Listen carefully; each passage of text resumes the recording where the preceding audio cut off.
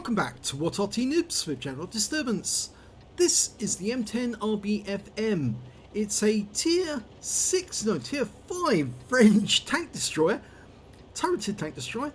It's located on the southeast spawn of Mountain Pass under the command of General Anonymous. Well, this is the premium version of the M10. There is a standard version of the M10 known as the Wolverine on the American tech tree, but this is the one that was actually given to the French. In fact, there was a number of them given to the French, and several of them, I think it was 2 or 3, actually made it into Paris, and one of them famously attacked a German Panther on the Champs-Élysées. And the reason they knew that the exact distance to aim was because they knew the exact distance from one end of the Champs-Élysées to the other. He's got a 76mm gun capable of 115 alpha, penetrating 113mm of armour, and well, he's made his way to the sniping position above the bowl. And I think you know what the bowl is. Yes, it's that area right in the centre of the map. I know Wargaming calls it something different, but I suppose you could say it's a bowl because it is rounded and dips in on either side. The Lux has gone down into the bowl. He's trying to attack our guy. Oh, one shot kill. Very nice. There's a Valentine AT on the move.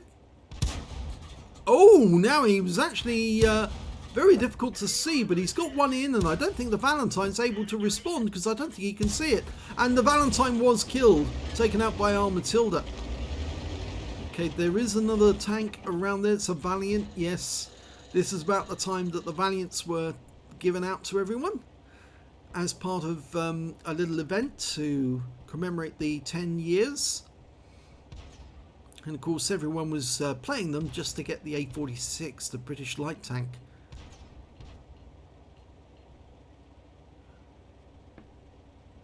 Now we seem to be stronger on the western side of the map than we are on the eastern side. And the enemy does appear to have a Matilda on the bridge road, which means that our Valiant's having difficulties trying to move up that road and support the guys on the ice road. Here's that Valiant on the other side of the bowl, and he had to pull back because the armour on the M10 RBFM is fairly light, but the gun is very good. And you can see he's penetrating these with standard ammo. He's not using any APCR at all, and they're just going straight through that Valiant. Oh, that hit at the wrong angle, I think, to do damage. Next shot will kill. Yeah, got him. Second kill. Now, it looks like all our guys who went up the ice road have been murdered. And all our guys who went up the west road are, well, they went straight through the enemy. Now, that Wolverine ahead, that's the same version of this tank, but it's the American one. In fact, the Americans actually called the M10 the M10. They didn't call it a Wolverine at all, but he's got shots in the Su-85 who's right up on top of the hill, shooting down our guys. I think that one connected. That one didn't. I think that connected. I think that one also connected. No, I think he's pulled back now. Yeah, those shots are going long. Yeah, no point staying here. Oh, enemy Valiant in sight. It's a long range shot, but no, he's not going to shoot because that Valiant's actually behind the rock. Now the question is, does he go back to the cap to protect the cap, or does he go down into the bowl and try and get across the bowl so he can attack those guys just above the enemy cap area, or just in front of the enemy cap? Well, there is a Matilda down in the dip and the bowl, and I think he wants that kill, and I think he's going down in to help the Wolverine. Where is he? Oh, he's sitting underneath the bridge, isn't he? Yeah, there he is.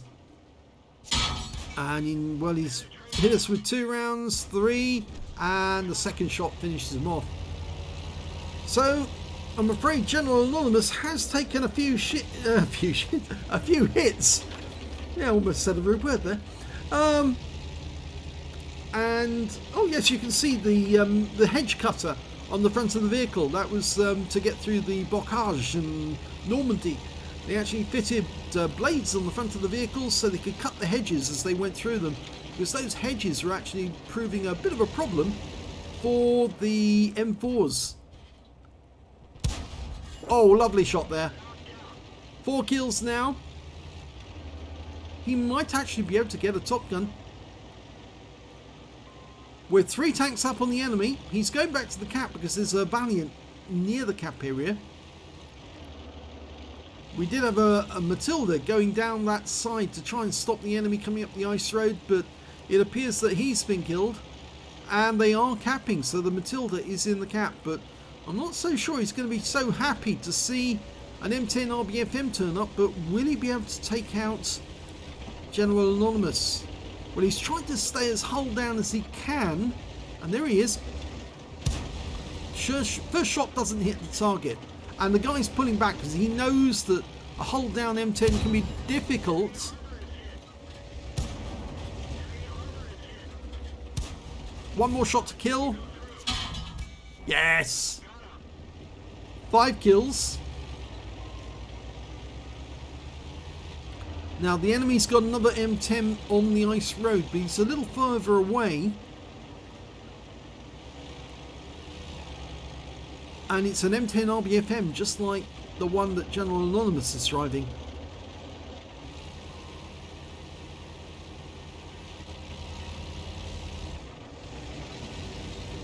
He's decided to go defensive because he can't see where that M10 is.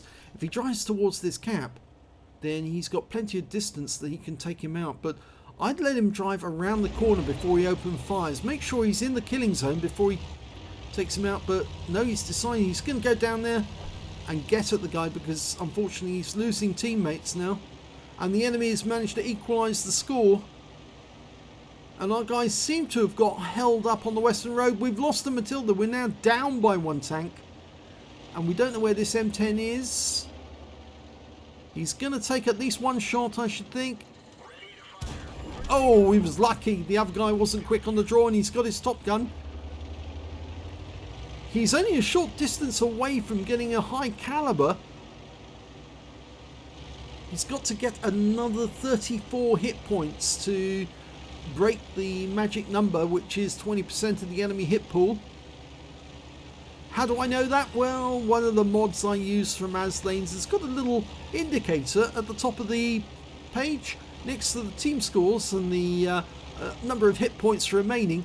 You can see it indicates 34 with a little symbol for the high caliber, and when you cross that 34 threshold you get a little tick on the high caliber. It tells you you might have got it, but somebody else might beat you to it if they get more damage. Now there's only 3 tanks left on either side, and he doesn't know who he's going to meet. He could meet a KV-1 when he comes up this road. If he does, that guy might have an 85mm gun. He could have a 57mm, and if he has got the 57mm, well, yeah, he's going to take a lot of hits very quickly and lose a lot of hit points. So he's being cautious. No one in sight. Doesn't necessarily mean he's still there though. Oh dear. The Valiant on the enemy team just killed our T6 medium, which means now all we've got is 2 tank destroyers. General Anonymous in the M10 RBFM and a T40.